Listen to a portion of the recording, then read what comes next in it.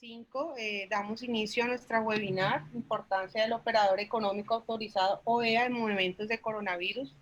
A todos los participantes, muchas gracias por acompañarnos en este evento.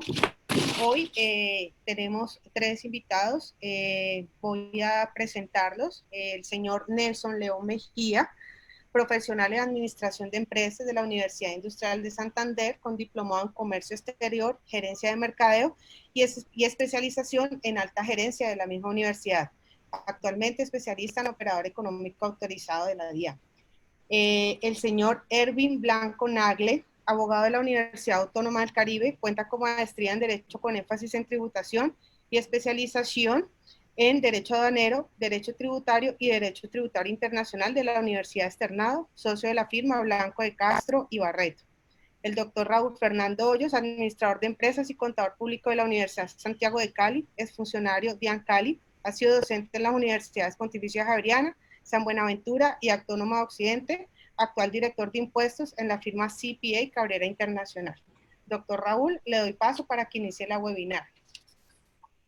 Bueno, muy buenas tardes a todos ustedes. Inicialmente, dándoles la bienvenida, la voz de gratitud en nombre de la firma CPA Cabrera Internacional por acompañarnos en esta tarde tan especial en la cual voy a oficiar como moderador y voy a tener pues el privilegio de contar con 2 profesionales que manejan de manera amplia y profunda este tema de gran relevancia para la economía y el comercio internacional, como es el operador económico autorizado. La mecánica que vamos a utilizar es que yo voy a manejar unas preguntas a los conferencistas e inicialmente voy a dar un marco muy general como para ubicarnos sobre este importante tema. Digamos que la idea del operador económico autorizado, voy a suministrar algunos datos de interés. El tema en su contexto muy profundo va a ser desarrollado por los conferencistas. Y digamos que una pretensión de esta figura es la que pretende garantizar operaciones de comercio exterior seguras y confiables, por lo cual dentro del proceso de autorización del OEA, que se hace mediante un acto administrativo que expide la Administración de Impuestos DIAN, pues hay un elemento profundo de análisis de riesgo que será discutido más adelante. Usted lo puede apreciar allí por la naturaleza de los actores involucrados. La idea es buscar una seguridad en toda la cadena de comercio exterior, en toda la cadena logística, y algunas de los actores que intervienen dentro de este proceso, pues naturalmente la DIAN, porque es la que tiene que expedir el acto administrativo, la Policía Nacional a través de la Dirección de Antinarcóticos, el INVIMA, que se encarga de la vigilancia de los medicamentos y de los alimentos, y el Instituto Colombiano Agropecuario ICA. Estos son datos tomados directamente de la página de la Administración de Impuestos para que tengamos una idea de la importancia de la figura en Colombia. A la fecha de consulta, que fue el día de hoy, figuran en Colombia 147 operadores económicos autorizados, 34 de ellos son exportadores, 52 son exportadores, 52 manejan operaciones simultáneas de importación y exportación y 9 son agentes de aduanas. En esta otra figura vemos los OEA por categoría y observamos que para la categoría de seguridad y facilitación hay 71 exportadores, 96 importadores y 9 agentes de aduana. Hay varias categorías, hay seguridad y facilitación sanitaria en donde interviene el ICA y el INVIMA, hay seguridad y facilitación sanitaria en donde interviene el ICA y seguridad y facilitación sanitaria donde interviene el INVIMA. Los programas OEA tienen aplicación universal y la manera de instrumentalizar esta aplicación para que se pueda dar esta figura a nivel global son los denominados acuerdos de reconocimiento mutuo. En el mundo hay 77 países que cuentan con un programa OEA y 17 más están desarrollándolo de alguna manera. En América Latina hay 16 activos y 2 en desarrollo. Todos estos datos son tomados de un documento que se llama Compendio OEA año 2018 de la OMA. En materia de ARM firmados o acuerdos de reconocimiento mutuo, pues Colombia tiene, según esta información en negociación, 3, uno con Alianza del Pacífico, otro con la Comunidad Andina y otro con Costa Rica. Para que veamos la importancia que tiene en el marco del comercio exterior, pues realmente lo que se pretende es la realización de operaciones internacionales seguras y trazables para todos los fiscos. En Colombia el 5% de las exportaciones y el 2% de las importaciones es realizado por empresas OEA, lo cual significa que hay un margen importante para desarrollo de la figura, porque si uno toma como referencia estas dos cifras, entendería que falta un nivel de profundización grande en el desarrollo de la misma. México, por ejemplo, el 55% del comercio exterior lo realiza a través de empresas OEA. Bueno, entrando un poco más en materia, quiero mencionarles que en el decreto 1165, hasta el 22 de marzo del 2020, los usuarios aduaneros permanentes y los usuarios altamente exportadores tenían ese privilegio y contaban con unas prerrogativas y beneficios que da la legislación aduanera.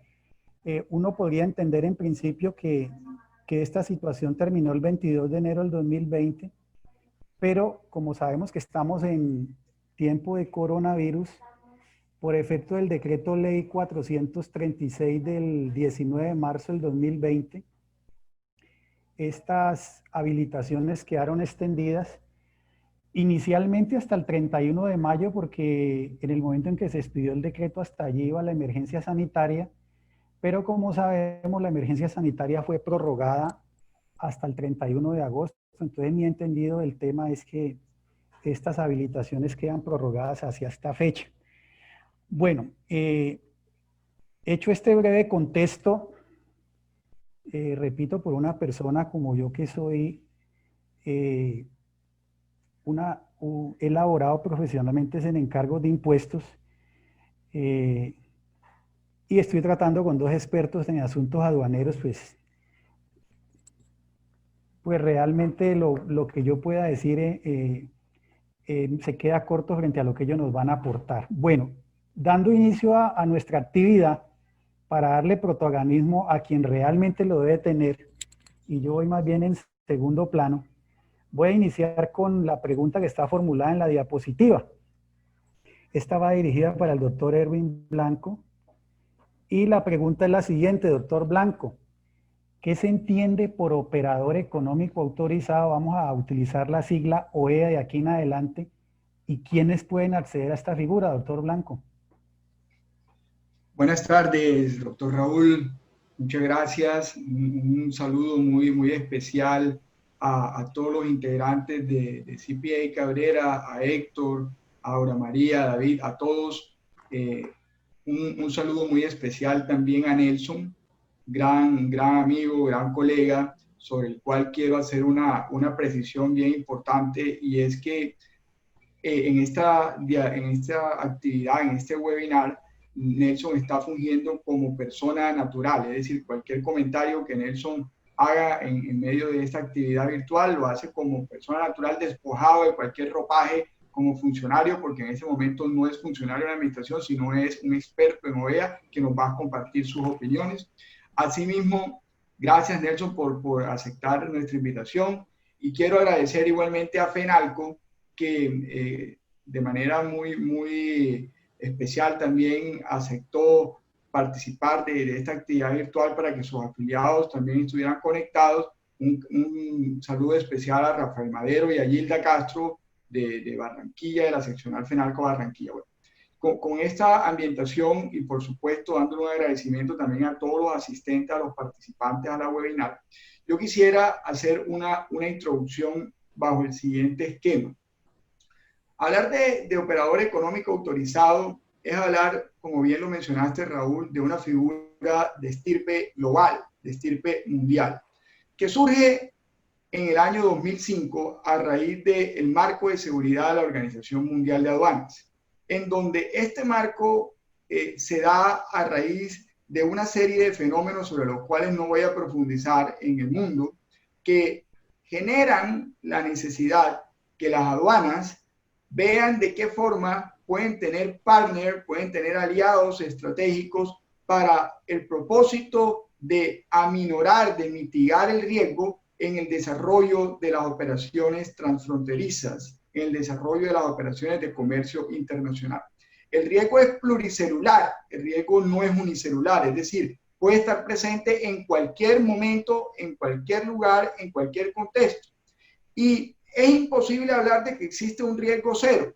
El riesgo se mitiga, el riesgo se controla, pero el riesgo no se extingue. Al no poderse extinguir el riesgo, entendido como un hecho futuro e incierto, que de llegar a materializarse genera un efecto negativo para quien lo padece, al ser esto así, dentro del marco de seguridad de la OMA, se plantearon lo que se denomina unos pilares sobre los que descansa este marco de seguridad del año 2005. Y uno de estos pilares bien importante es el pilar aduana-empresa. Es decir, nosotros como aduana tenemos la función a nivel global de preservar que cualquier tránsito, cualquier cruce de productos y de transeúntes, desde luego, entre las fronteras del globo, se haga de manera segura. Pero nosotros no podemos llevarlo a cabo, diría la administración a nivel global, de forma total, porque pues no tenemos la posibilidad de blindar o de cubrir todo el espectro de lo que significa el riesgo. Y por ello, entonces, ¿quién mejor que el sector privado, que es un actor preponderante dentro del comercio internacional, para que participe de manera activa dentro de lo que es la mitigación, la gestión, la administración del riesgo? En este contexto, entonces surge la figura del operador económico autorizado como una herramienta que propende por un comercio internacional, un comercio mundial seguro, un comercio internacional que va a estar dotado también de la facilitación que se deriva precisamente de lo que es la seguridad que transmiten estos asociados como son el sector privado. Entonces, en conclusión, en este primer eje, uno pudiera llegar a decir que un operador económico autorizado, visto desde la perspectiva más holística posible, es una herramienta que permite el desarrollo de un comercio de bienes a nivel global, desde luego, bajo un manto o un marco de seguridad y de facilitación. Siendo esto así, se debe tener presente que en el año 2011, Colombia incorporó dentro de su legislación aduanera o dentro de su legislación doméstica la figura del operador económico autorizado, entendido precisamente como una entidad que desarrolla operaciones de comercio internacional, que hace parte de una cadena de suministro internacional y que toca la puerta a la administración, en este caso a la Dirección de Impuestos y Aduanas Nacionales, para que a través de una auditoría, de una verificación de su sistema de gestión de riesgo, de sus controles internos, pueda llegar al convencimiento de que efectivamente es un actor confiable. Es un actor confiable en el desarrollo de su objeto social. Y esta auditoría es una auditoría que resulta ser transversal porque el riesgo no se puede concentrar solamente en evaluar el área, por ejemplo, de comercio exterior o en el área de impuestos o en el área de transacciones de divisas. No, es un riesgo que se tiene que evaluar de forma transversal. Entonces, cuando se adopta en el año 2011 el decreto 3568, se incorpora la figura del operador económico autorizado en Colombia y de esa manera entonces nace en nuestro ordenamiento jurídico precisamente la figura del OEA. Esta figura se ha implementado de manera gradual y de hecho se sigue implementando de manera gradual, iniciando con los exportadores, importadores y agentes de aduana. De esta forma, vemos que efectivamente es una figura que requiere que la compañía tome una decisión desde la perspectiva corporativa, de tocarle la puerta a la administración para que la administración, a partir de ese acto voluntario de la entidad, le realice los procesos que más adelante vamos a socializar, vamos a conversar con Nelson y con todos los que estamos presentes, y una vez evaluada la compañía, se puede otorgar la calificación o la autorización como operador económico autorizado. Este es el primer eje de OEA. Ahora, esto yo lo quiero concatenar con lo siguiente. Cuando se crea una unidad empresarial, siempre se apuesta o se tiene dentro del horizonte que la inversión que realizan los accionistas debe generar una rentabilidad. Debe generar una rentabilidad. Y para que una compañía pueda generar rentabilidad, se necesita indefectiblemente que se haga de una manera sostenible en el tiempo. Y esta sostenibilidad está dada precisamente con una adecuada administración o gestión del riesgo corporativo. Porque no se gana nada llevando a cabo unas ganancias exponenciales por un periodo en particular que mañana más tarde van a ver, pueden exponer a la compañía a un riesgo material y de esa forma entonces la organización, pues por el contrario, generar la rentabilidad que los stakeholders están esperando, lo que genera son pérdidas o de repente contingencias que pueden llegar a ser incluso comprometedoras desde la órbita penal. Entonces, siendo esto así, toda compañía, toda entidad dentro de su ADN corporativo lleva incorporado indefectiblemente lo que es una administración del riesgo. Una administración del riesgo para que lo que tiene proyectado los stakeholders pueda ser una realidad. Cuando estamos hablando del operador económico autorizado, es precisamente que dentro de este esquema, dentro de esta visión de lo que es el ADN corporativo de una compañía, se articule todas las disposiciones que vamos a desarrollar en la webinar para que se pueda tener la autorización de la administración y tenga ese reconocimiento como una compañía confiable al momento de desarrollar sus operaciones de comercio internacional. Con eso quiero terminar esta primera parte y darle paso nuevamente a usted, doctor Raúl, para que continuemos. Bueno, yo entendería, de acuerdo a la respuesta que nos da el doctor Erwin, que de momento están autorizados para operar como OEAs en Colombia los exportadores, los importadores y las agencias de aduana. Yo entiendo que esto tiene una gradualidad y que a futuro pueden quedar involucrados aquí otros actores como es el caso de los puertos, los transportadores aéreos, marítimos, las personas que realizan actividades de transporte terrestre, los aeropuertos, los depósitos públicos, etcétera. ¿Eso es atinado lo que estoy diciendo? ¿Esa gradualidad se va a dar o eso cómo funciona en la práctica, doctor Erwin? Pues efectivamente la gradualidad está pensada en que los diferentes actores que hacen parte de la cadena de suministro puedan en un momento dado tocarle la puerta a la administración para hacer OEA. Pero al día de hoy lo que está dentro de la norma como posible y probable para que puedan llegar a tocarle la puerta a la administración son exportadores, importadores y agencias de aduana. Hay un avance bien importante por lo que yo entiendo en instalaciones portuarias. En zonas francas se está avanzando igualmente, pero sin duda todos los actores que hacen parte de la cadena de suministro van en un momento dado poder tocar la puerta de la administración para ser autorizados como él. Bueno, muchas gracias, doctor Erwin. Con gusto. Discúlpeme que acá tengo una ya. Bueno, vamos a darle paso ahora al doctor Nelson Mejía. Nuevamente quiero recordar algo muy importante. El doctor Nelson Mejía es un servidor público, labora con la Dirección de Impuestos y Aduanas Nacionales, pero es importante la precisión de que la intervención en esta actividad lo hace a título personal. Es decir, esta es la visión de él sobre el tema y no puede ser interpretada, no es la intención que se tome como la voz oficial de la Administración de Impuestos. En ese sentido, bienvenido, doctor Nelson. La pregunta para usted sería la siguiente. ¿Por qué resulta importante la figura del OEA en los actuales momentos de coronavirus?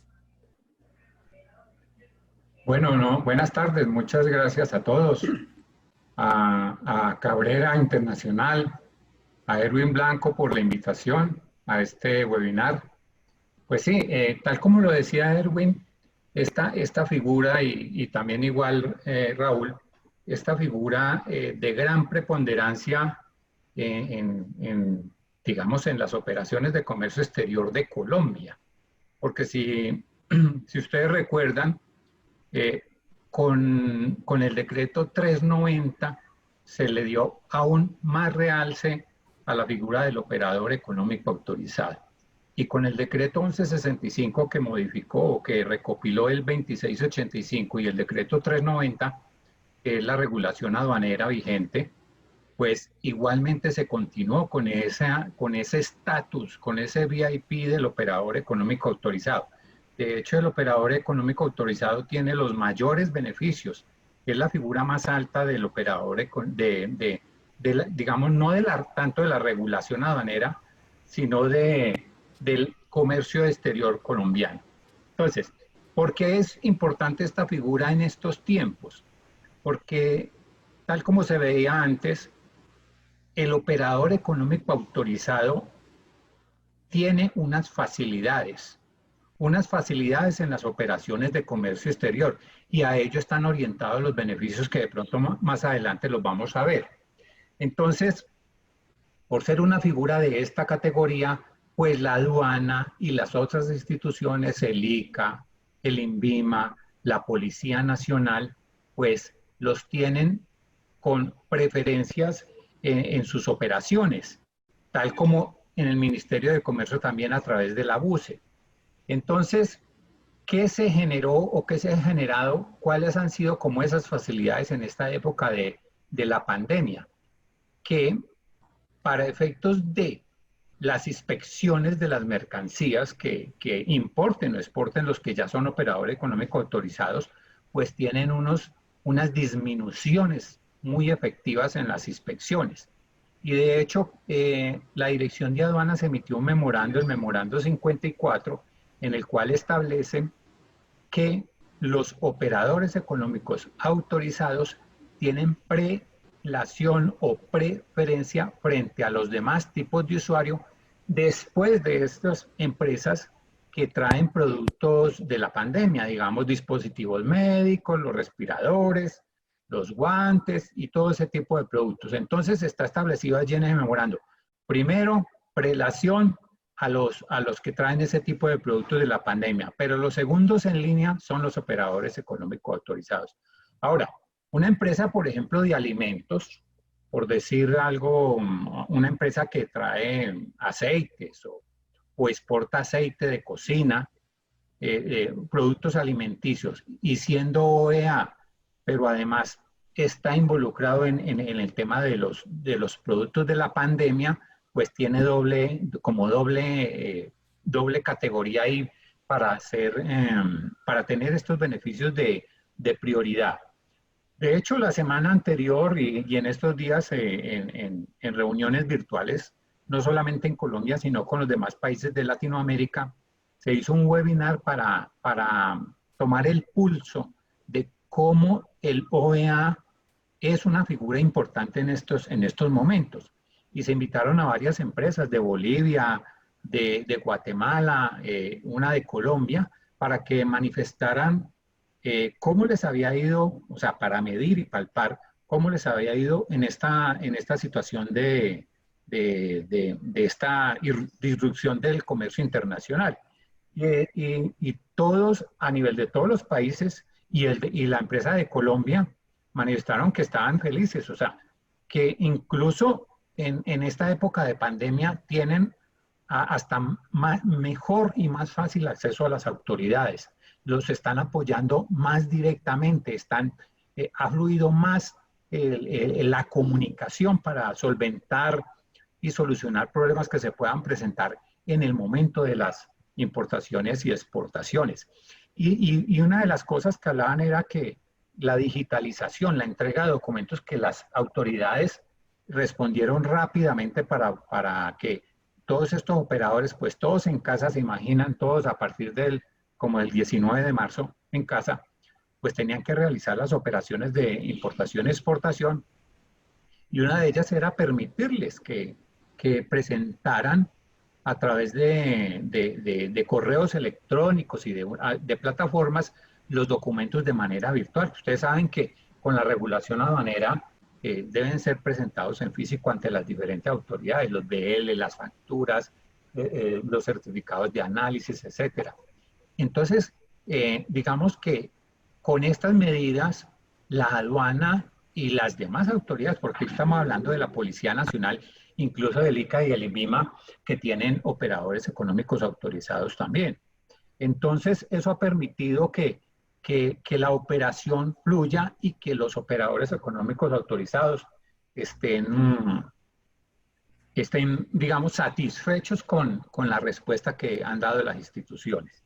En próximos días se va a hacer también otro evento mucho más grande, en el cual ya se van a convocar muchas empresas de la región de América Latina para medir este tema de cómo, y con varias empresas, no solamente con una, sino con varias empresas de OEA de todos los países, para medir cómo finalmente les está yendo con el tema. O sea, digamos, un universo más grande, un grupo de empresas de toda la región más grande, que podamos medir nosotros ese tema. Entonces, no, claramente es que el operador económico autorizado, como bien lo advertía el doctor Erwin, es una figura de mucha categoría, de mucha importancia, no solo a nivel nacional y a nivel internacional. Yo creo que ya con esto, pues, yo voy dando ahí como una introducción al tema, y ya más adelante podemos ir profundizando cuando hablemos de pronto de los beneficios y de los tratamientos especiales a que se ven abocados los operadores económicos autorizados. Bueno, si me lo permiten, sobre este punto que trata el doctor Nelson, mi conclusión ya de un punto de vista muy financiero sería que una buena calificación de riesgo, que es la que va acompañada con el hecho de ser OEA, mejora mis flujos de caja, porque si voy a tener una disminución del número de reconocimientos e inspecciones físicas y documentales, pues voy a tener mayor fluidez en el proceso de importación o exportación, y de esa manera voy a tener plazos de cumplimiento más cortos, y por tanto eso tiene que tener un impacto en mi flujo de caja. Pensaría yo que esa podría ser una conclusión atinada. Bueno, vamos a pasar a un siguiente punto. Esta pregunta va dirigida para el doctor Erwin Blanco. Las empresas que actualmente sean usuario aduanero permanente o usuario altamente exportador, quedan homologadas automáticamente como EA. ¿Qué pasa con esas empresas que actualmente gozan de unos privilegios en materia de comercio exterior? Ellas, por el hecho de ser UAP y OALTES, pueden decir, bueno, como yo ya de alguna manera pasé al tablero, le dije al Estado, el Estado ya me calificó, pues automáticamente puedo ser OEA. Doctor Blanco. Gracias, Raúl. Quiero, digamos, volver un poco a la pregunta que estaba socializando Nelson, para hacer un apunte desde mi perspectiva, y es la siguiente. Cuando estamos hablando de operador económico autorizado en el mundo, estamos hablando de un clúster de compañías o de entidades que tienen una distinción de ser compañías VIP.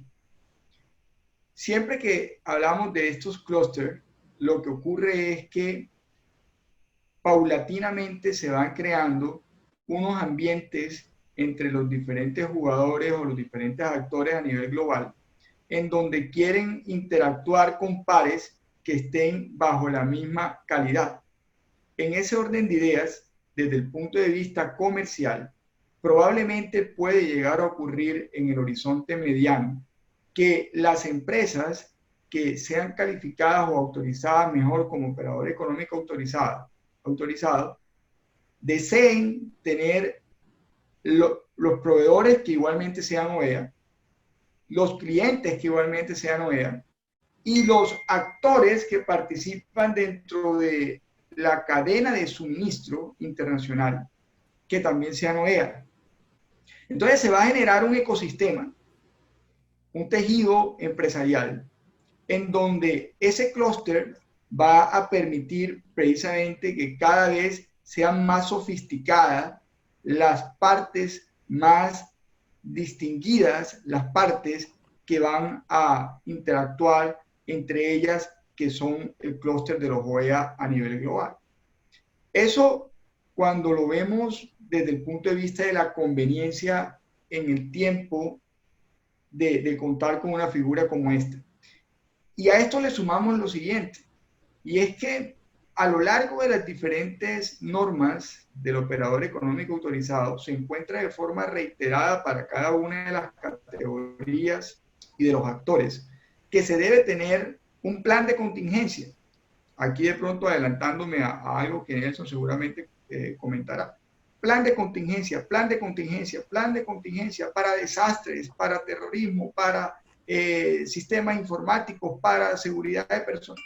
En fin, plan de contingencia. En este momento que estamos hablando de una pandemia, yo creo que ninguno avisoró la profundidad y la magnitud del coronavirus. Pero estoy convencido de algo, y es que las empresas que sean operadores económicos autorizados seguramente están en una posición mucho más favorable para enfrentar la pandemia que las que no lo sean, por una sencilla razón, y es porque dentro de su ADN corporativo adoptaron unos esquemas de gestión que, si bien no estaban orientados o pensados en la pandemia del coronavirus, sí estaban pensados en que de llegar a ocurrir alguna situación caótica, sustancial, que pudiera colocar en riesgo la continuidad de negocio, inmediatamente ese plan de contingencia permitía que la compañía saliera avante, saliera adelante y no quedara inactiva producto de no poder continuar operando.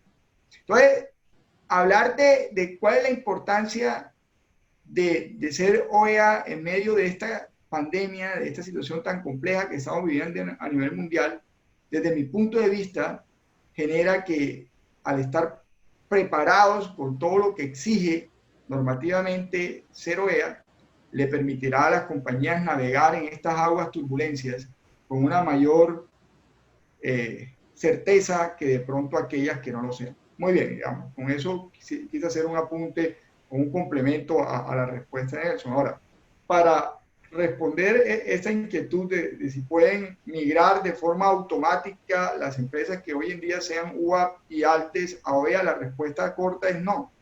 Es no, categóricamente no. Y por una razón básica. Y es porque cuando se incorporó dentro de la legislación aduanera estas figuras de UAP y OEA, los requisitos, si se observan en grado de detalle, estaban orientados a dos aspectos fundamentales, pues sin entrar en detalles, pero en dos aspectos fundamentales. El primero tenía que ver con el patrimonio, es decir, que la compañía demostrara ante las autoridades competentes que efectivamente gozaba de un patrimonio que le permitía responder por los tributos aduaneros y las eventuales sanciones que se pudieran llegar a endilgar producto de infracciones cometidas en el desarrollo de operaciones de comercio exterior. Entonces, primera razón, patrimonio, o primer requisito. Y segundo requisito estaba dado por la frecuencia y periodicidad de las operaciones de importación y exportación durante una franja o un periodo de tiempo específico que la misma norma contemplaba o contempla. Ese es UAP y ese es ALTES. Desde luego había una perfilación del riesgo, no voy a decir lo contrario, desde luego lo había. Pero aquí, cuando estamos hablando de operador económico autorizado, ya se está ante una figura en donde se considera al contribuyente, a la entidad, al empresario, como un todo. Y desde ese punto de vista, hace parte del proceso para ser autorizado como EA una validación integral de la organización, de forma tal que pueda transmitir, como anticipé en la introducción, ese grado de confiabilidad de su sistema de gestión del riesgo.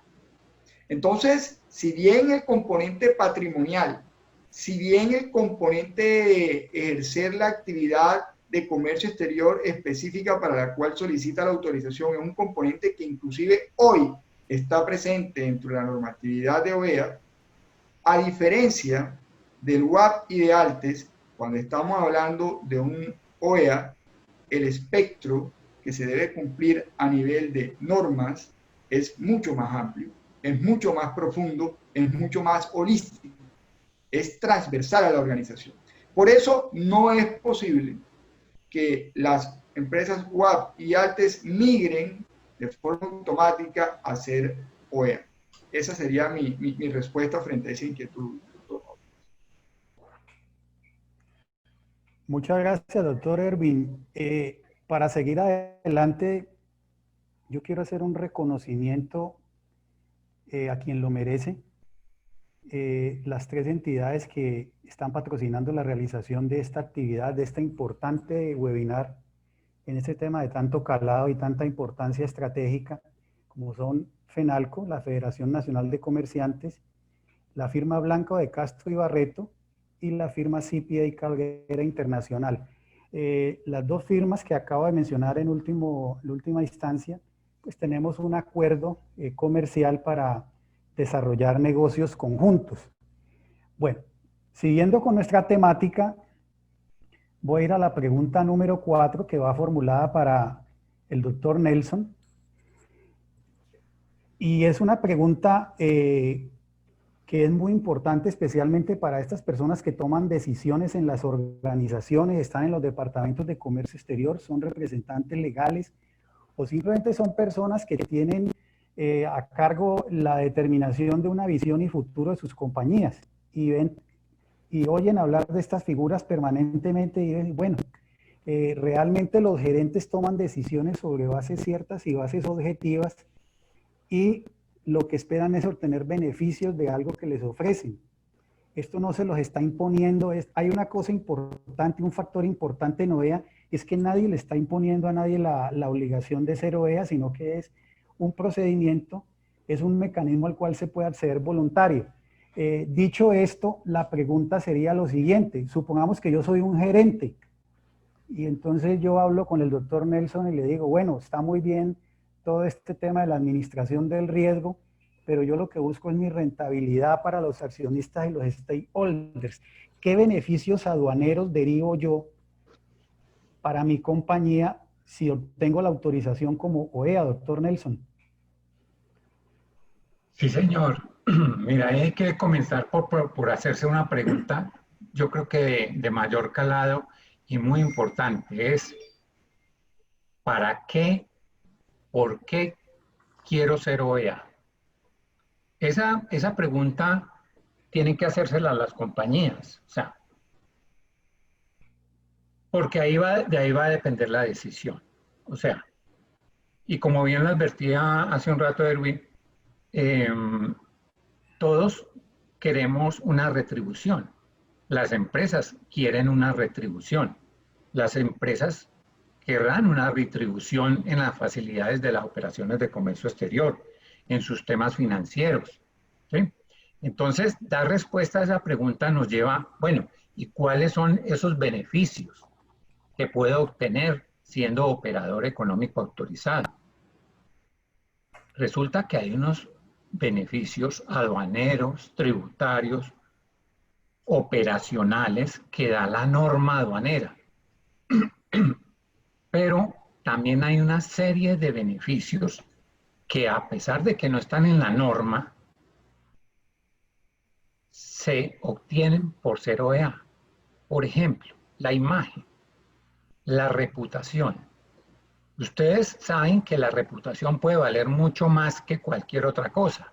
Una contaminación de una carga que llegue a Europa de cualquier empresa, inmediatamente se disparan todas las alarmas, porque entonces van a intervenir autoridades nacionales, autoridades extranjeras, las empresas, la competencia puede aprovechar estos temas, el dinero, o sea, se puede quedar un contenedor detenido por quién sabe cuánto tiempo, perder negocios, tiempos de entrega, hasta de millones.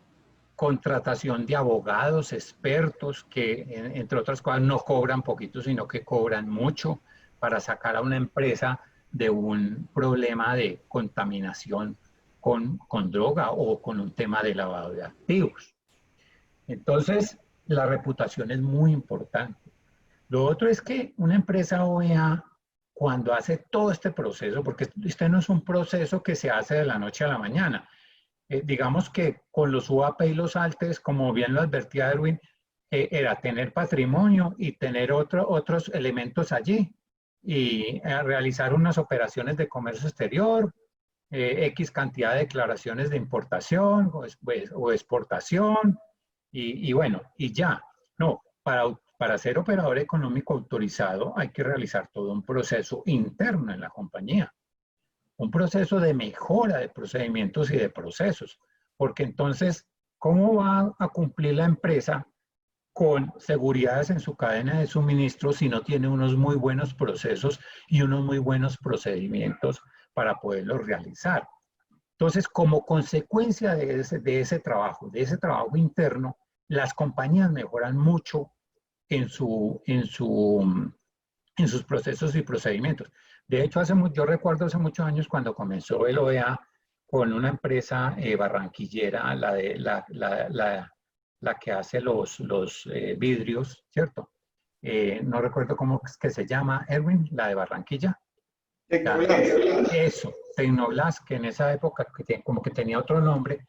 El señor, el dueño, manifestaba que habían mejorado mucho en sus procesos y procedimientos y que con el acompañamiento y con la verificación incluso en esa época fue con plan piloto, ni siquiera fue con validación efectiva, fue con plan piloto y permitió mejorar. Hay empresas pequeñas que son OEA, que han mejorado sus procesos y han crecido y no lo han manifestado a la institución, lo han resaltado, porque entonces son unas mejoras. Entonces, visto esto, no solamente son estos beneficios puntuales que ya vamos a ver, que son muchos. Tenemos un listado de 28 beneficios y tratamientos especiales, tanto en el decreto 3568, que fue con el cual nació el operador económico autorizado, como los que están ahora en el decreto 1165. Y los que quedaron ahí en el limbo, que más adelante vuelven, que son los que no estaban vigentes con el decreto 390. Como ustedes bien recuerdan, con el decreto 390, pues hubo una gradualidad, una escalabilidad de la vigencia de los artículos, y ahí habían una serie de beneficios que no estaban vigentes porque por ese escalonamiento, pues necesitaban servicios informáticos electrónicos. Esos quedaron ahí, no están en el decreto 1165, pero están ahí para cuando ya operen los servicios informáticos electrónicos, nacen esos beneficios. Entonces, hoy día estamos hablando de 28 beneficios, de 28 beneficios entre tributarios y aduaneros. Entonces vamos a repasar, yo saqué un listado como de los más importantes beneficios, para no alargarnos mucho, de los que tienen hoy los operadores económicos autorizados. Uno de ellos que le pega directamente a la operación y a la facilitación de las operaciones es disminución de inspecciones. Disminución de inspecciones y disminución de inspecciones también por parte de antinarcóticos para los exportadores. Incluso para los importadores también hay disminución de inspecciones. Pero fíjense ustedes que la importancia que tiene para un exportador tener beneficios con antinarcóticos por el riesgo país que tenemos del tema de la droga. Ese es un beneficio supremamente importante. Y igual, a su vez que hay disminución de inspecciones, pues se pueden hacer inspecciones no intrusivas y ya con los escáneres, pues esto se ha facilitado mucho. Entonces, esa disminución de inspecciones las dan todas las autoridades, la DIAN, la Policía Nacional, el ICA y el INVIMA. El ICA y el INVIMA, pues en las empresas que estén autorizadas bajo esa categoría de seguridad y facilitación sanitaria. Porque, pues como hay dos categorías, una digamos, la básica, que es donde está la Policía Nacional y la DIAN, y otra que cuando ya involucra productos fitosanitarios o sanitarios, pues aplicarían a la otra categoría. Bueno, hay otro beneficio que hablaban hace un momento de los temas financieros en las compañías, es el tema de no constituir garantías. Y esa no constitución de garantías nació con el decreto 390 y se mantiene en el decreto 1165. Pero además el 1165 lo amplió a las específicas y a las globales. O sea, yo soy una agencia de aduanas y debo constituir una póliza global para todas mis operaciones. Siendo OEA ya no tengo que garantizar, ya no tengo que constituir. Y esos son, digamos, recursos que se ahorran las compañías OEA. Hace algún tiempo decían, pero es que es mucha inversión para hacer OEA, tenemos que hacer inversión en cámaras, en procesos, en cerramientos, en visitas domiciliarias, en estudios socioeconómicos para el personal. Pero cuando ya las empresas observan que tienen unos beneficios, por ejemplo, de constitución de garantías, hoy en día los UAP y los ALTES tienen que constituir garantías. De hecho, hasta el 2 de junio, los que querían seguir siendo OEA hasta el 30 de noviembre, tenían que constituir la garantía hasta el 30 de agosto y 3 meses más. Y eso les deriva en una serie de erogaciones. Bueno, igualmente, si una empresa tiene una calidad como en exportador o un importador, para un mejor ejemplo, un importador es OEA, no presenta garantías, pero tiene que constituir alguna garantía global para otro tipo de operación, para exportación, por ejemplo, o para un depósito, para lo que sea, le disminuye la garantía también a ese tipo de garantías, o sea, para un tipo de usuario diferente. Entonces, este es un muy buen beneficio para las empresas.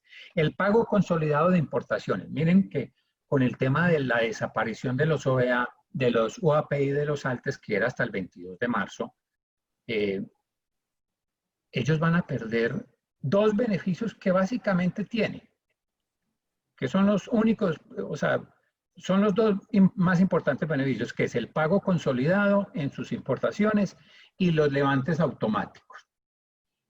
Entonces, ¿qué figura les quedaba? El operador económico autorizado, porque como ya no existe el usuario de confianza que estaba con el 390, eso no está vigente. Entonces, ¿qué les queda? El OEA.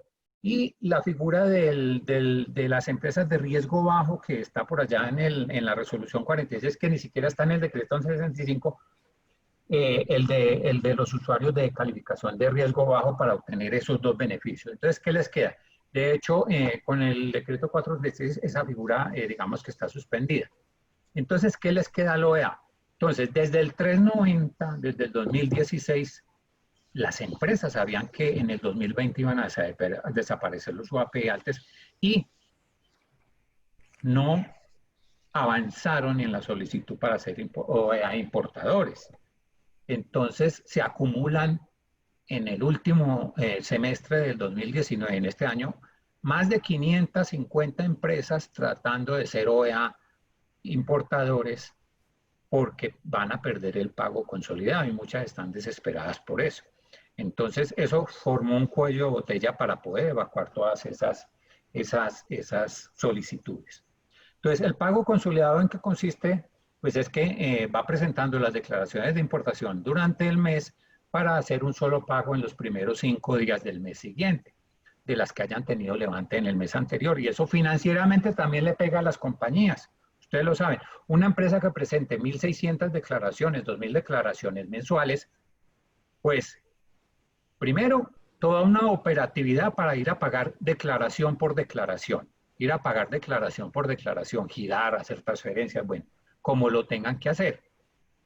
Y a su vez, pues ir pagando durante cada día de cada presentación. Acumular esos valores para empresas, por ejemplo, de grandes compañías de Colombia que presentan volúmenes de más de 20.000 millones de pesos al mes, pues eso es financieramente le pega a la caja, ¿cierto?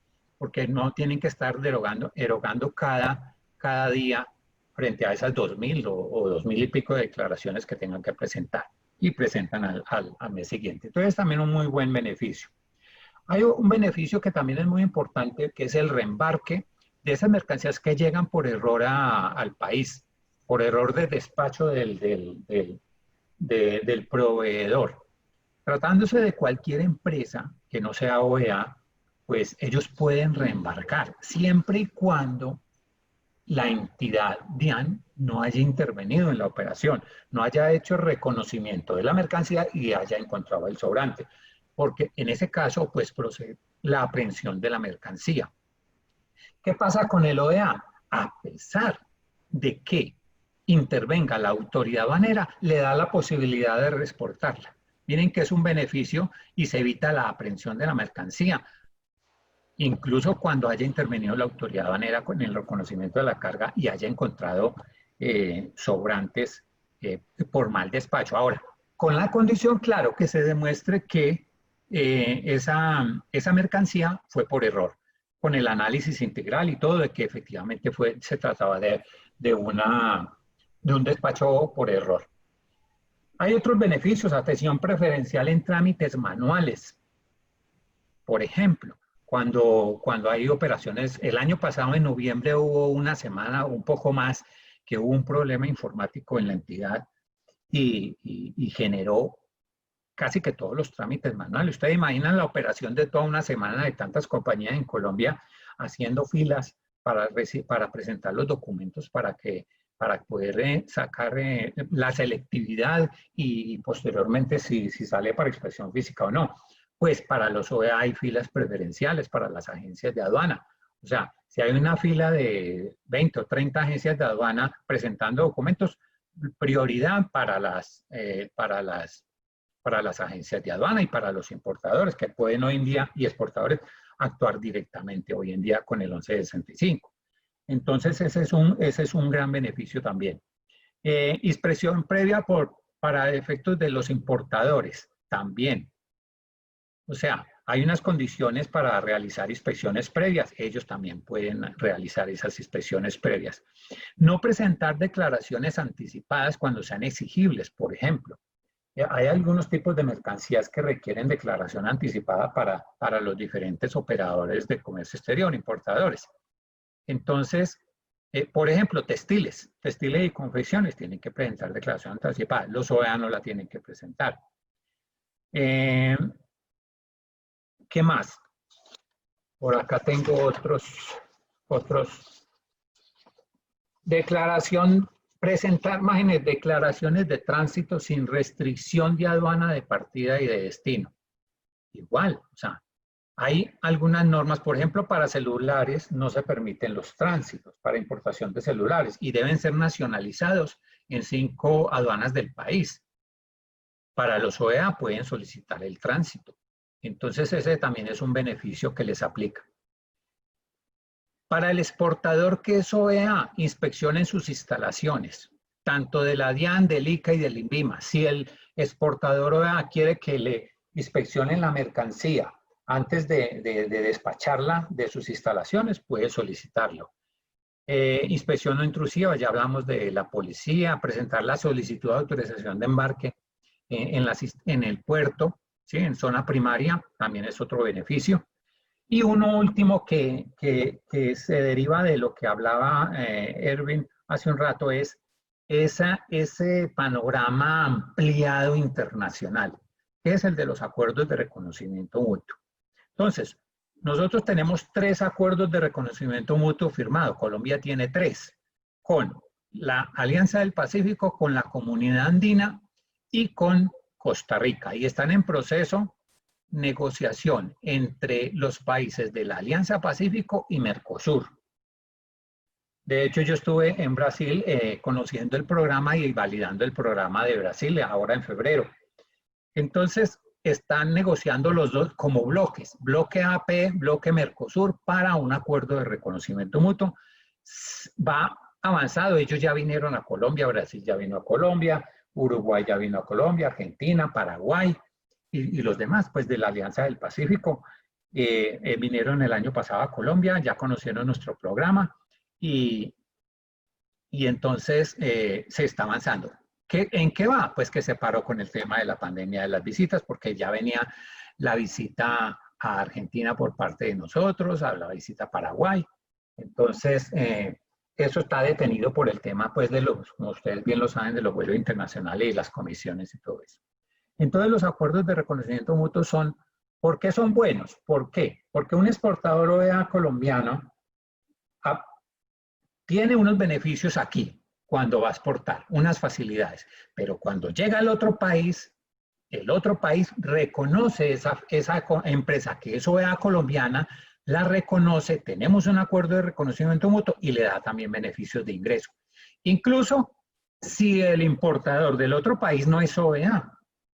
O sea, por el solo hecho de que yo soy OEA exportador en Colombia y tenemos un acuerdo de reconocimiento mutuo con Chile, el exportador le dice al importador de Chile, mire, yo soy OEA en Colombia, inclúyame en los códigos de sus declaraciones de importación de Chile este número para que a usted, como usted está negociando con un OEA colombiano, le den beneficios en las disminuciones de inspecciones y preferencias. Entonces, y viceversa. Entonces, cuando los importadores traen mercancías al país.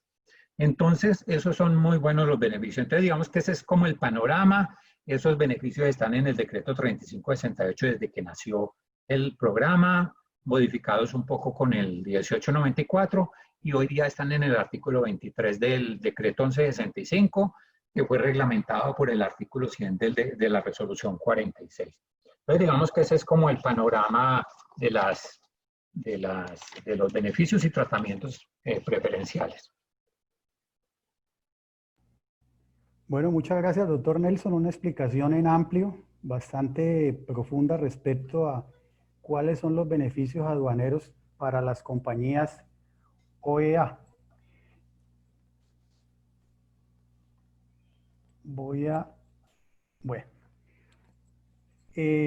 La siguiente pregunta va dirigida al doctor Erwin Blanco. Ya no vamos a hablar de beneficios aduaneros, sino de beneficios tributarios como tales para las empresas que están autorizadas como OEA. ¿Cuáles serían esos beneficios, doctor Erwin?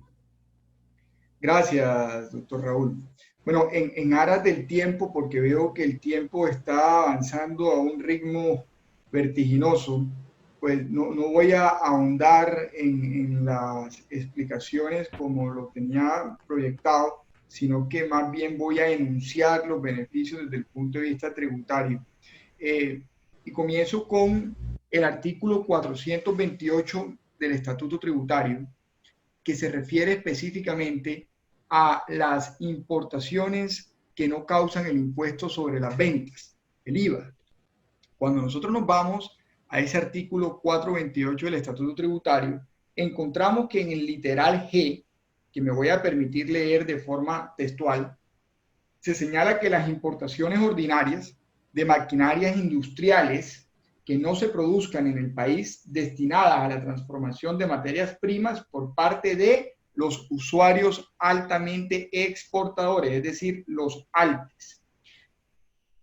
Cuando nos vamos al parágrafo transitorio de ese artículo 428, encontramos que ese artículo fue adicionado por la ley 1819 del 2016, es decir, por la reforma tributaria, específicamente por el artículo 177, y ese parágrafo transitorio establece que una vez vencido el término de que trata el numeral 1 del artículo 675 del decreto 390 del 2016, que recordemos es o era la legislación aduanera hasta antes de que se expidiera el decreto 1165, que es el que actualmente está vigente.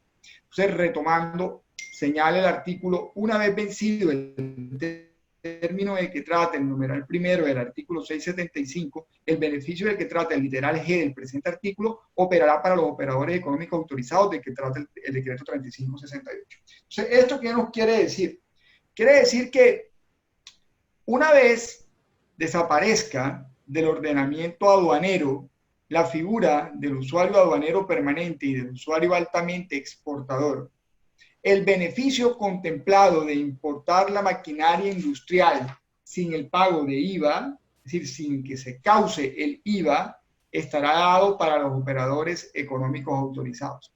En este momento es claro que, como bien lo mencionó Raúl y Nelson, la figura de los UAP y ALTES estaba con una vigencia o con una fecha de terminación el 22 de marzo.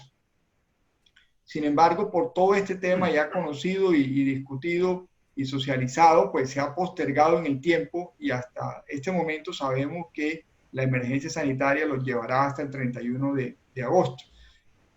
¿Será este momento en que ocurra la desaparición de la figura de los UAP y ALTES del ordenamiento aduanero colombiano? Y será en ese momento cuando los OEA, las empresas que sean para ese momento operadores económicos autorizados, podrán hacer las importaciones al amparo del artículo 428, literal G. Sin embargo, aquí voy a dejar en el ambiente una inquietud, y es la siguiente. La norma habla de la fecha del 675 del 390, es decir, hasta el 22 de marzo inicialmente. ¿Qué pasaría o qué pasa hoy en día con una empresa que ya sea OEA, que ya sea autorizada como OEA? Pero aún está vigente por la prórroga que se dio de la emergencia sanitaria la figura de ALTES en el ordenamiento aduanero colombiano.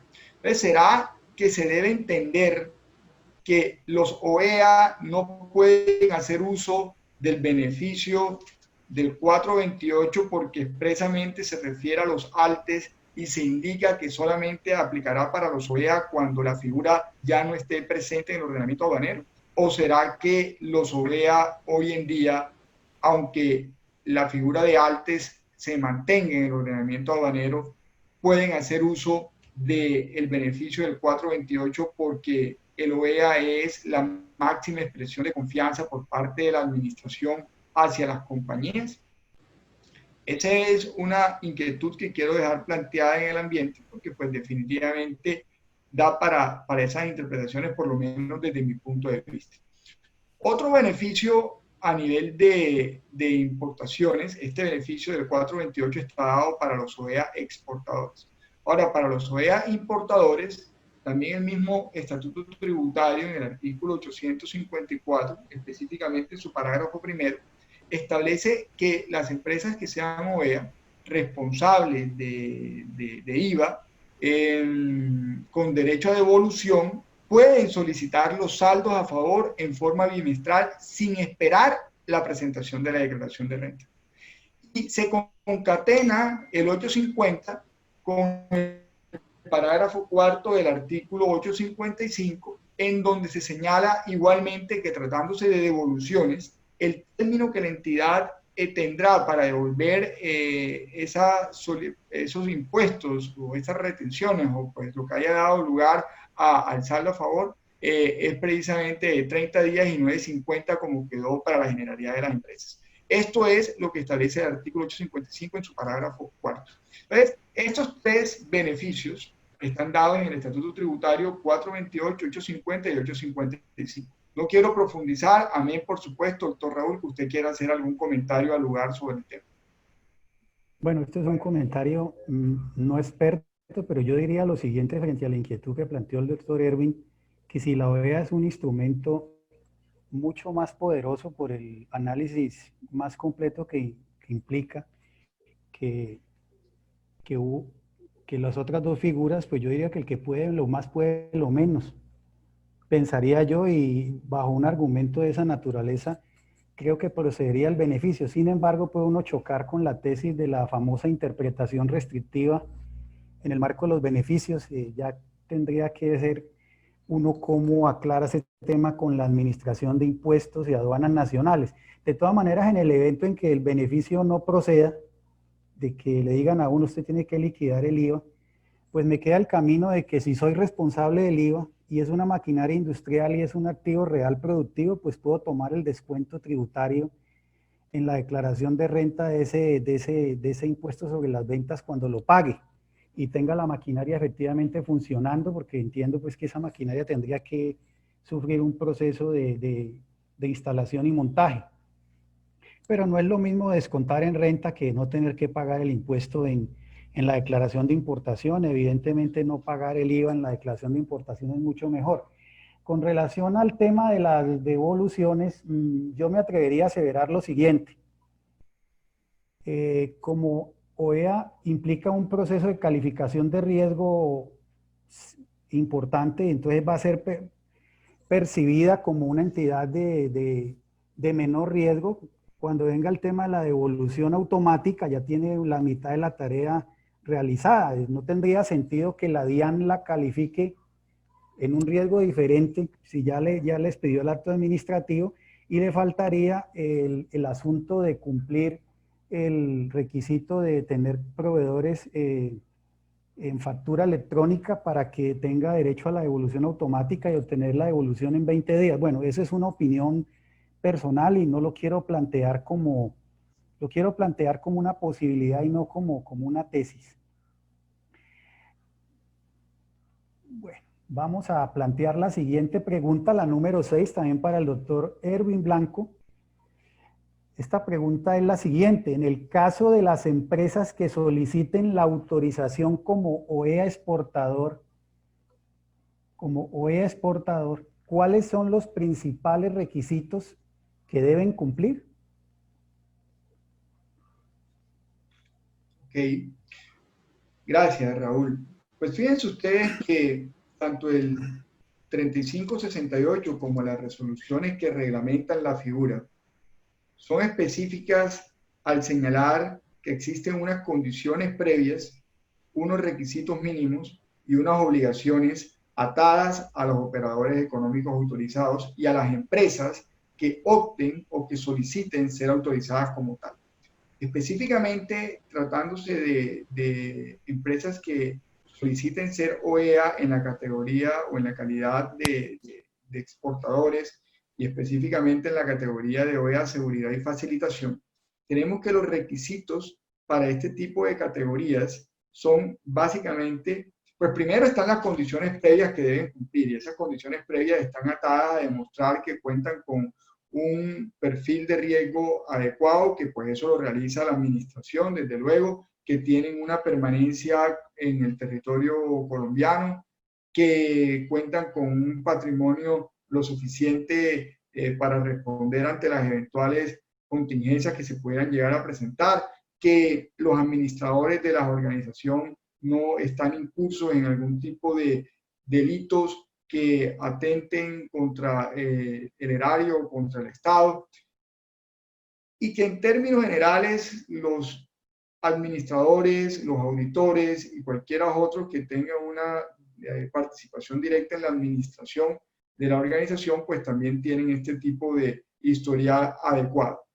Eso en cuanto a condiciones previas. Ya cuando nos vamos a los requisitos mínimos, los requisitos de seguridad que debe cumplir la entidad que solicita ser OEA, pues encontramos que desde luego lo primero que debe hacer es identificar su cadena de suministro como exportador. Y al identificar su cadena de suministro debe identificar quiénes son o cuáles son los actores que están participando dentro de esa cadena de suministro. Porque la compañía exportadora, ¿qué hace?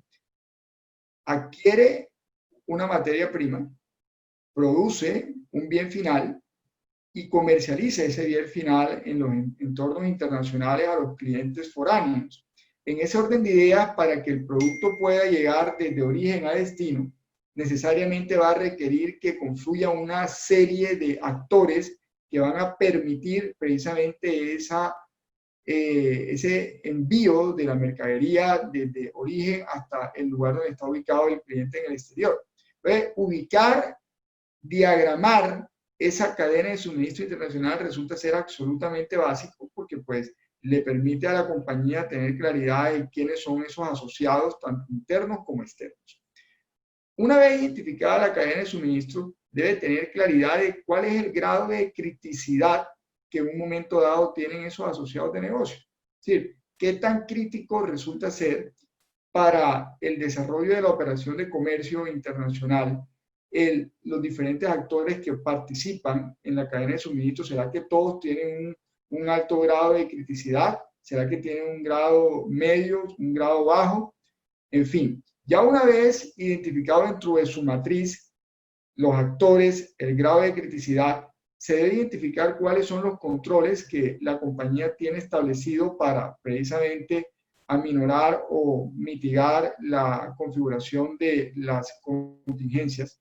Y eso le generará un riesgo residual, y ese riesgo residual precisamente debe ser un riesgo que sea tolerable, que sea administrable, para que efectivamente la compañía pueda llevar a cabo sus operaciones de comercio internacional bajo un ambiente de riesgo controlado, bajo un ambiente de confiabilidad, de certeza.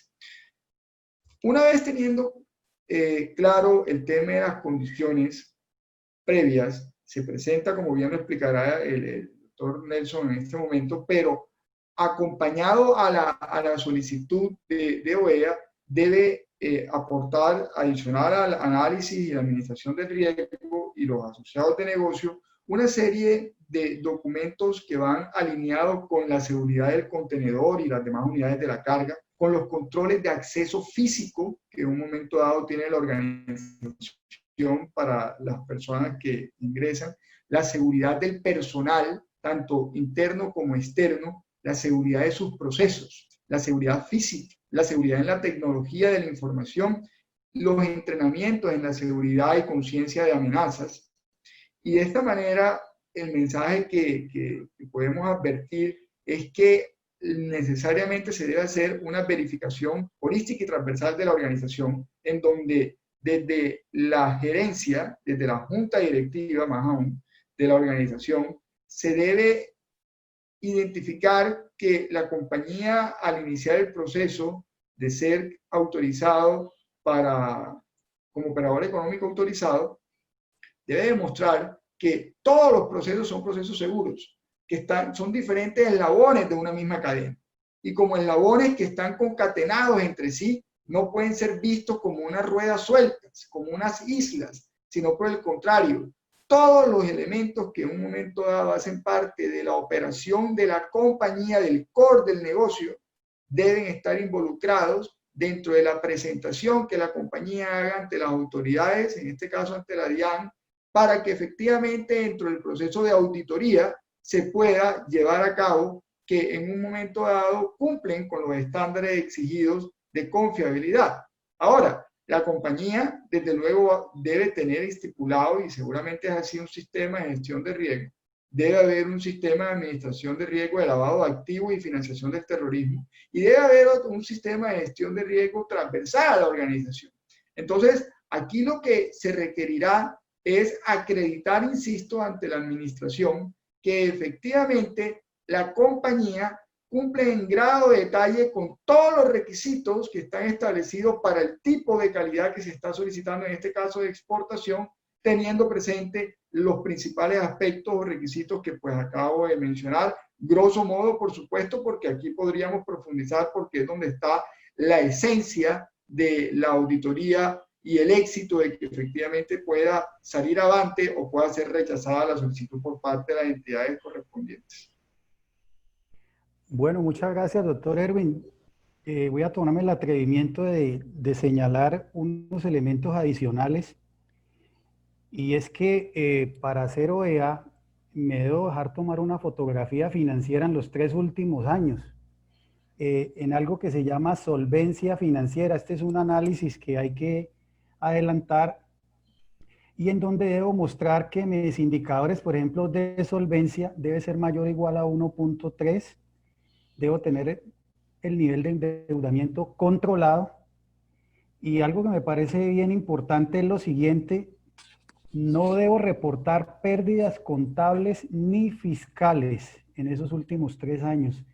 No debo estar en causal de disolución por pérdidas y tampoco puedo estar en acuerdos de reestructuración al amparo de la ley 1116 del 2006. Esta es una foto que hay que tomar en retrospectiva a los últimos 3 años. Es decir, que quien se presenta para aspirar a OEA es una entidad, es una empresa que tiene una sanidad financiera, si lo miramos desde este punto de vista. Bueno, vamos a pasar rápidamente a nuestra pregunta número 7, que va dirigida al doctor Nelson. Y es la siguiente, doctor Nelson. En el caso de las empresas que soliciten la autorización como OEA importador y agente de aduanas, ¿cuáles son los principales requisitos que se deben cumplir? Esta pregunta se complementa con la anterior. Digamos, ya claramente el doctor Edwin la plasmó para efectos de los exportadores. Aquí vamos a mirar para el tema de los importadores y las agencias de aduanas. Es importante entonces, con base en lo que dijo Edwin, que hay que definir esa cadena de suministro. Entonces, tal como existe en exportación, hay que definir una cadena de suministro de importación. ¿Hasta dónde va el operador económico autorizado? ¿Y quiénes están involucrados ahí como los asociados de negocio? Porque de ello va a depender a quién les tenemos que hacer los controles, en qué sitios tenemos que hacer los controles, porque igual pues no va a ser la misma cadena de exportación. Incluso dentro de las organizaciones pueden haber equipos que uno se dediquen a exportaciones y otro personal se dedique a realizar importaciones. Y en tal sentido, cuando se validaron los requisitos para exportadores, pues no, inicialmente como no iban a ser OEA importadores, pues ese personal no se validó ni se les exigieron los requisitos que están en el capítulo 5 que corresponden a todos los controles de personal. Entonces, en ese sentido, digamos que a pesar de que sea la misma empresa, que tiene una cadena de suministro de exportación, cuando aplique para OEA importador, pues tendrá que construir su propia cadena de suministro como importador. Ahora, si no es exportador y quiere aplicar a solamente importador, pues igualmente lo puede realizar, pero pues ahí tendrá que hacer también igualmente todo el proceso. En las agencias de aduana, pues las agencias de aduana se enmarcan en una actividad de agenciamiento aduanero que presta un servicio, que participa en los procesos de importación-exportación, presentando las declaraciones de sus importadores y de sus exportadores. Y ellos básicamente actúan que cuando se hacen inspecciones previas o actúan en las inspecciones de embarque. Y esa es como su tarea, y cuando pues tienen las mercancías almacenadas en un operador logístico que les preste ese servicio. Ahora, en términos generales, digamos que todos los requisitos están en la resolución 15 y parten desde lo que ya se ha hablado mucho aquí, que es el sistema de riesgos, el de los asociados de negocio, el tema de los herramientas, de las instalaciones físicas, del manejo de los contenedores, el tema tecnológico, que hay un capítulo especial para la tecnología y hay 7 numerales allí que deben cumplir las compañías, el tema de seguridad de los procesos, o sea, de la operación como tal, de la operación de comercio exterior, de importaciones o exportaciones como tal, que es el capítulo 6, y está el capítulo 9 de entrenamiento del personal y de capacitación del personal, y los otros requisitos de las entidades del ICA y del INVIMA. Entonces, en ese sentido, es integral. O sea, en la organización, como bien lo decía Erwin, es un tema por procesos. Todos los participantes de la compañía, esto no es solamente del área de comercio exterior, ahí interviene personal, tecnología, intervienen la misma operación de comercio exterior, los asociados de negocio, el personal y bajo el sistema de riesgos y dependiendo pues de la cadena de suministro internacional.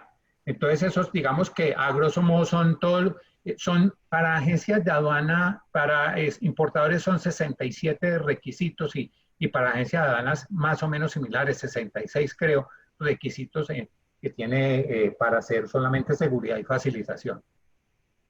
Entonces esos son los requisitos. Vale decir que para importador no interviene el INVIMA. El INVIMA ya estamos a punto de sacar la resolución para que apliquen las empresas con INVIMA para importaciones. Y por supuesto en la agencia de aduanas, pues como ellos no son controlados por ICA INVIMA, pues no están en esa categoría. Bueno, muchas gracias, doctor Nelson. Yo quisiera adicionar lo siguiente. Dentro del proceso o de lo que se conoce como el trámite para hacer OEA, hay un capítulo que se denomina verificación de cumplimiento por parte de las autoridades de control. Y me llama la atención lo siguiente, lo voy a mencionar porque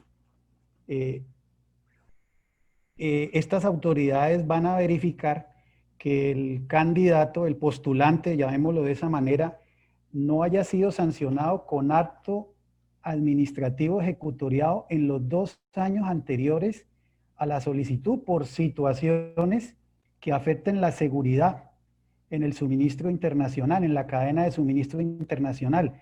También van a evaluar que esté al día en el cumplimiento de acuerdos de pago vigentes por concepto de obligaciones aduaneras, tributarias y cambiarias a favor de la administración de impuestos. Es importante esa precisión porque la norma habla de obligaciones administradas por la DIAN y no hace mención o no encontré mención respecto a obligaciones de índole territorial.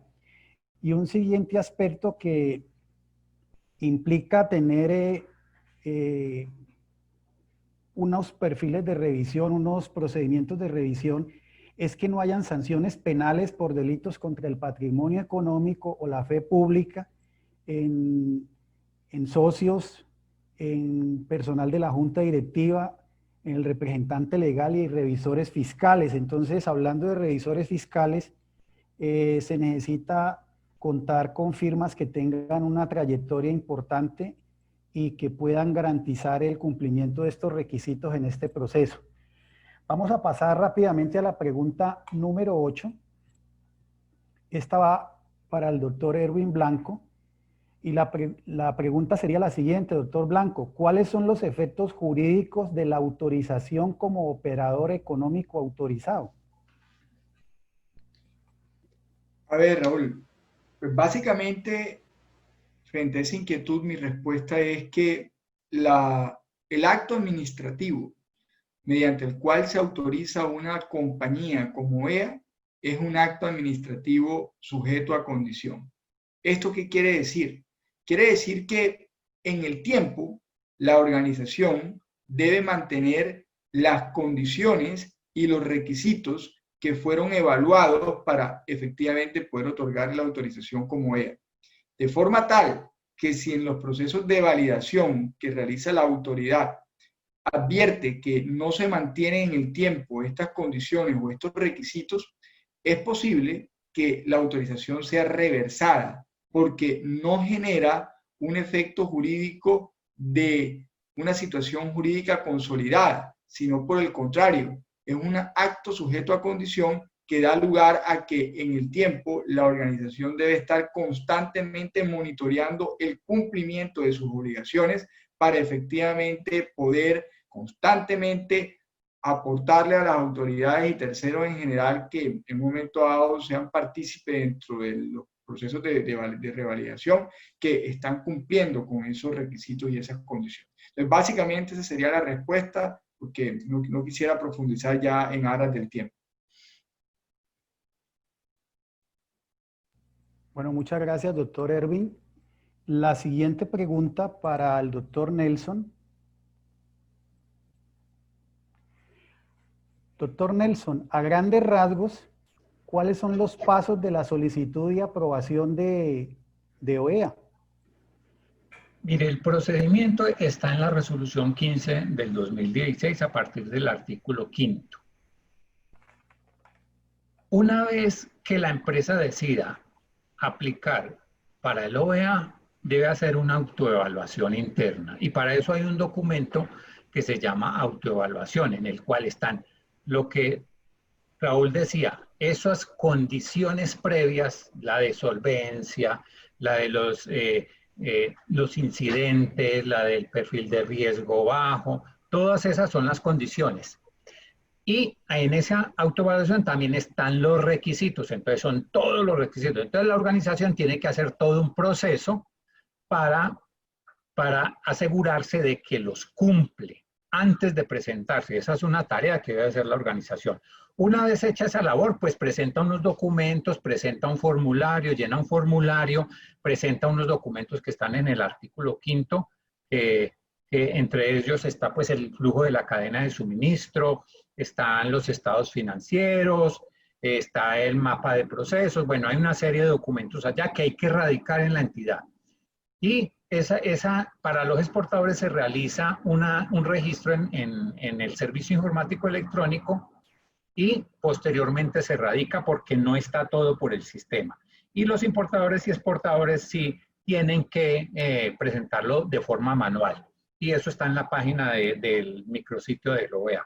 Entonces, ya radicado, inicia un proceso de ¿qué? De verificación de las condiciones previas, esas que hablábamos hace un momento, que esté domiciliado, que tenga trayectoria efectiva, o sea, que realice efectivamente operaciones de comercio exterior, un importador. ¿Cuáles son las operaciones? Importación, exportador, las exportaciones en los últimos 3 años, que tenga el concepto favorable de riesgos, que no tenga deudas con la institución tributaria, aduanera o cambiarias, que tenga solvencia financiera, que la policía verifique pues que no haya tenido incidentes, no esté incurso en algún delito penal.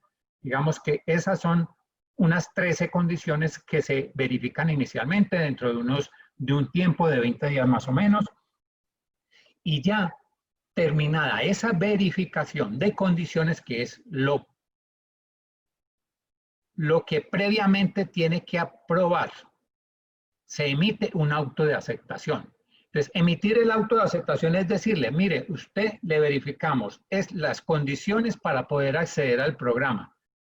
Lo aceptamos, pero no significa que tenga la autorización, porque en adelante viene el trabajo fuerte, que es el cumplimiento de los requisitos de seguridad, porque este es un programa de seguridad de la cadena de suministro.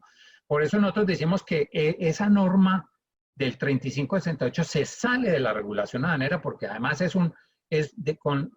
con una connotación de seguridad y facilitación de las operaciones de comercio exterior. Entonces viene esa otra etapa, una vez aceptado, o puede ser rechazado también.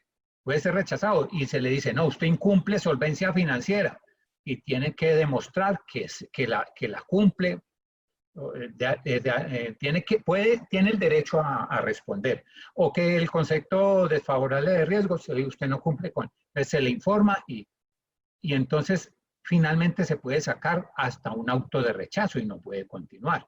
De hecho, habían compañías que han llegado al país en los 2 últimos años, tienen importaciones en los 2 últimos años y no cumplen con la trayectoria efectiva que debe ser dentro de los últimos 3 años. Entonces tienen que esperar para poder cumplir cada uno. Entonces debe cumplir la totalidad de las condiciones, no son unas y otras, no, son la totalidad de condiciones. Y igualmente entonces, si es aceptado, continúa con la etapa siguiente, que es la validación de todos los requisitos de seguridad, lo del sistema de riesgos asociados de negocio, los de personal, los de tecnología, los de capacitación y entrenamiento, los que tienen que ver con la policía, cerramientos, seguridad de las instalaciones físicas, de contenedores, de unidades de carga, toda la totalidad de 70 requisitos para exportadores, 67 para importadores y los de las agencias de aduana. E igualmente ahí es importante que se deben cumplir la totalidad.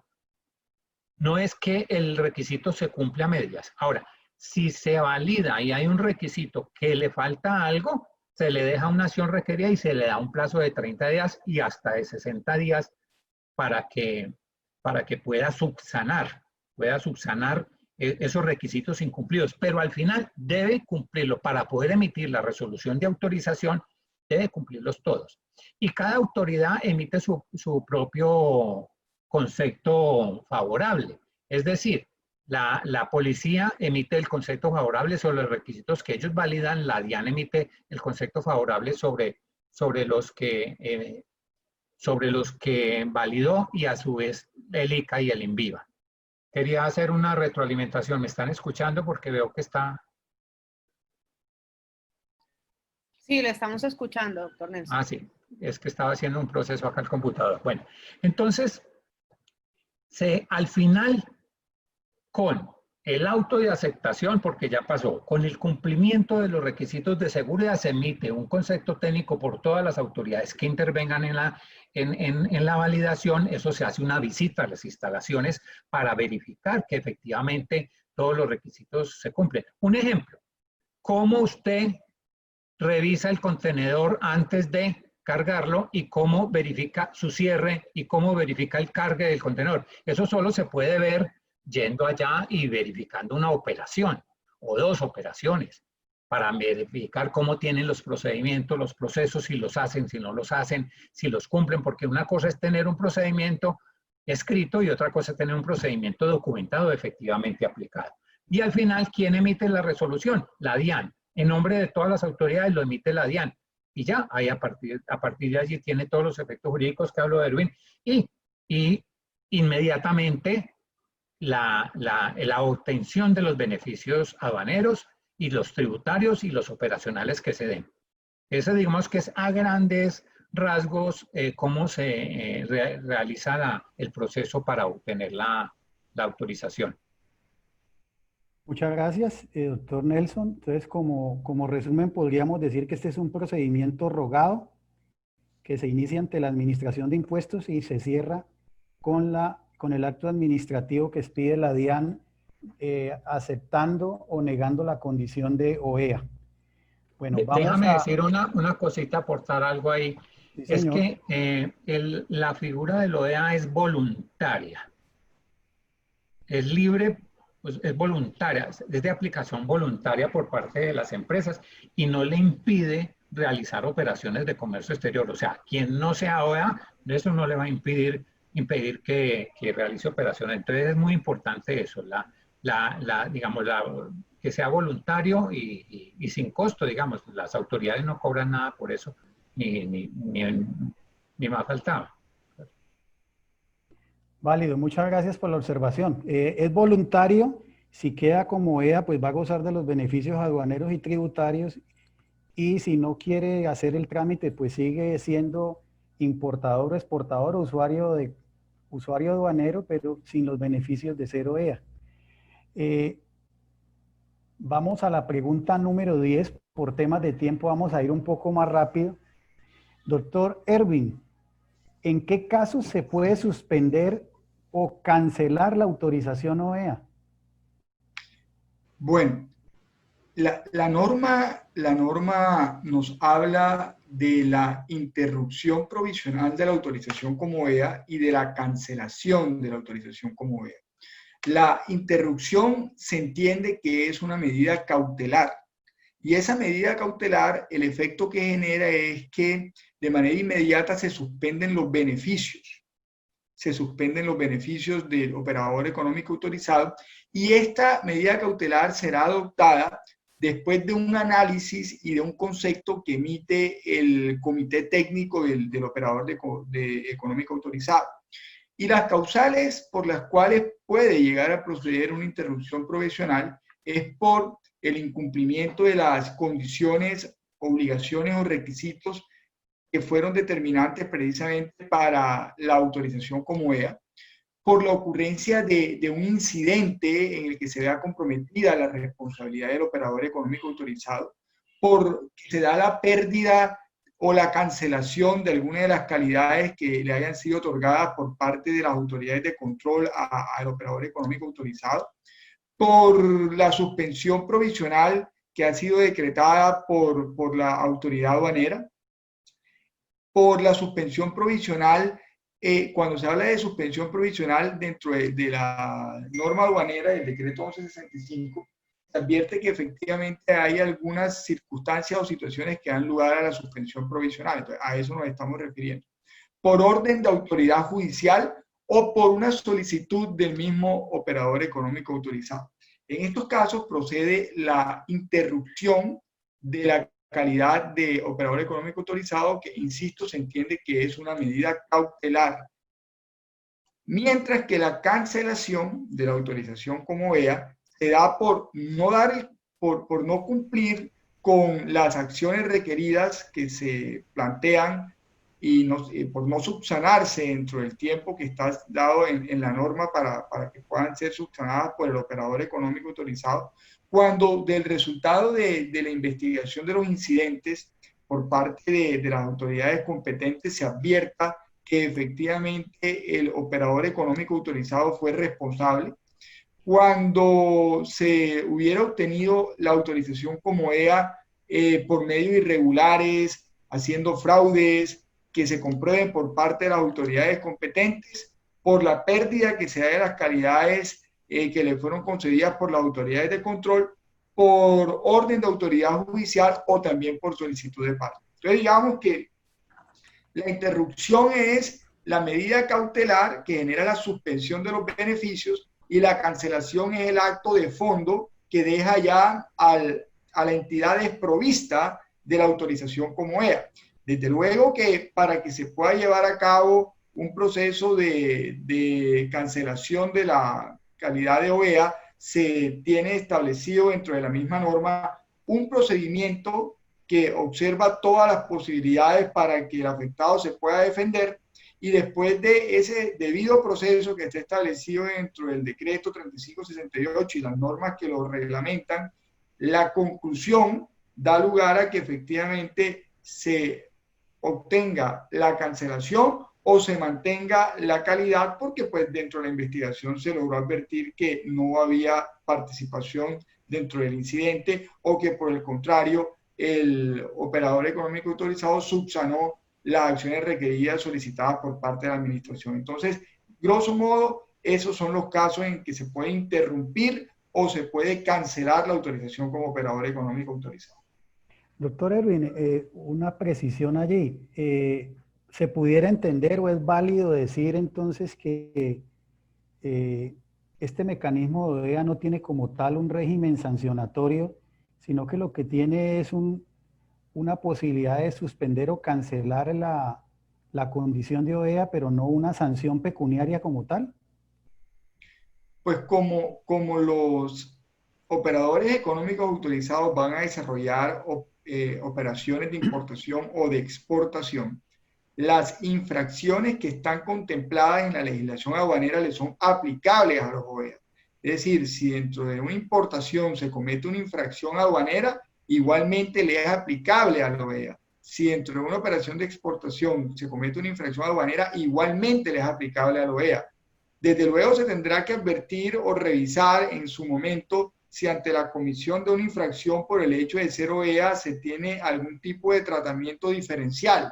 Pero las infracciones que están dadas en la regulación aduanera son perfectamente aplicables para OEA, porque pues estamos ante una operación que sigue estando regulada por el 1165 y que en consecuencia podría generar contingencias sancionatorias en virtud de las infracciones que este mismo ordenamiento aduanero contempla.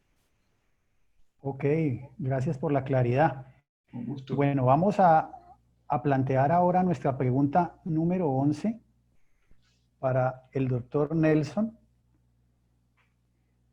Y es la siguiente: teniendo en cuenta la suspensión de términos decretada por el actual estado de emergencia sanitaria, ¿es posible en estos momentos presentar solicitudes de autorización OEA? ¿Qué ocurre con las solicitudes presentadas antes de la suspensión de términos? Bueno, entonces, a partir del 2 de junio fueron levantadas la suspensión de términos y con unas condiciones ahí específicas que la determinaron.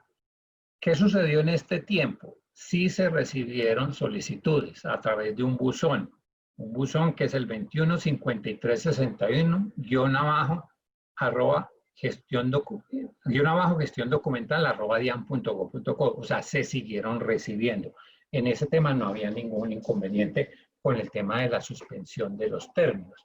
Ahora, como ya fueron levantados los términos, pues con mayores veras se están recibiendo solicitudes. ¿Y qué ocurre con las solicitudes presentadas antes de la suspensión de términos? Siguen su camino. Digamos, la coordinación del OEA no paró por efecto de la pandemia para recibir solicitudes. Sí hubo una suspensión de términos para las resoluciones de autorización, de negación y para los autos de aceptación y de rechazo. Pero después salió la resolución 41 y le dio la posibilidad de seguir avanzando con esos actos administrativos, pero estaba suspendido el término de las notificaciones. Ya con una resolución que se emitió en estos días, la resolución 58, pues ya se pueden notificar y hay unas formas de notificación a través del correo electrónico y hay unas instrucciones para ello. Pero sí, eso siguió caminando. Ahora, ¿qué facilitó, digamos, la pandemia? Que como teníamos una gran carga de trabajo represada por todas las cantidades de solicitudes que venían desde el año pasado, porque fueron muchas las empresas que en un corto tiempo presentaron solicitudes, entonces se ha aprovechado todo este tiempo para ir evacuando esas solicitudes. Pero digamos que ya a partir del 2 de junio ya normal, excepto pues con lo que estableció por allá la resolución 55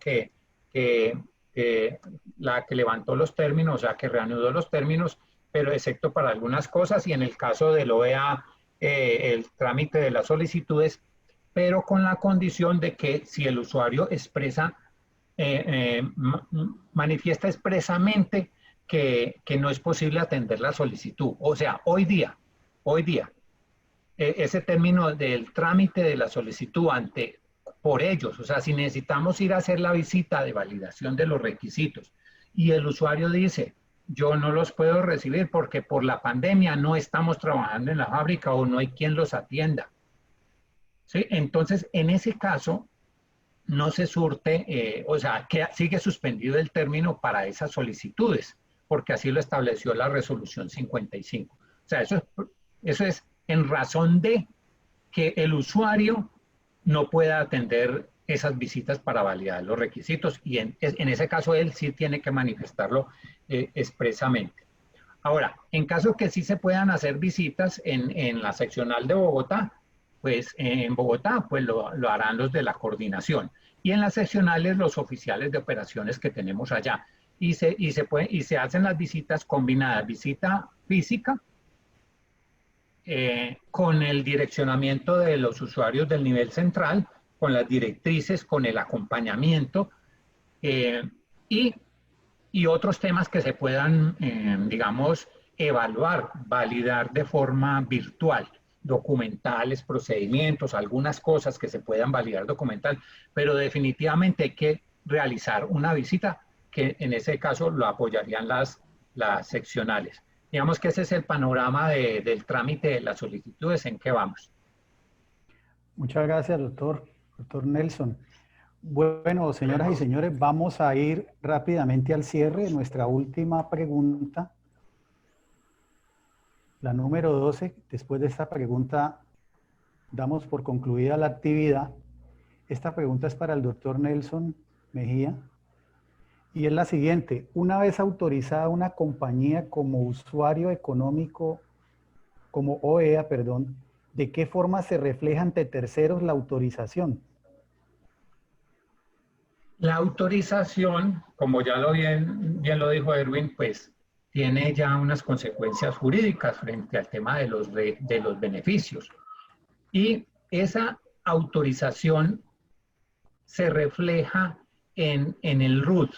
En el RUT está la casilla 89, en el cual para cada tipo de operador se les pone un código y eso está enlazado con los sistemas de riesgos de la entidad. O sea, digamos, para inspecciones para determinar las inspecciones, el perfilamiento, la selectividad de riesgos en importaciones, desde allá, desde el área de riesgos, viene y consulta esa casilla, hace la validación si es OEA o no OEA, o sea, si tiene el código allá.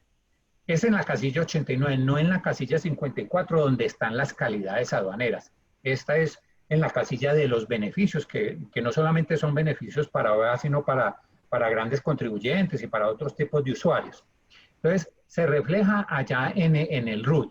Y eso pues tiene todas las consecuencias, Ahora, a nivel internacional, compartimos la información de los OEA a través de los acuerdos de reconocimiento mutuo, siempre y cuando la empresa OEA colombiana autorice que se comparta esa información. O sea, yo soy, y de hecho me sucedió, estaba yo en Brasil en la validación cuando me llamaron, vea, hay una empresa OEA en Colombia que despachó una mercancía para Perú y tuvo un inconveniente con ese despacho porque no iba para Perú, sino que iba para otro país. Entonces me llamaron, ¿y qué hacemos? Y entonces hablé con Perú, tal, vea, ¿qué pasa?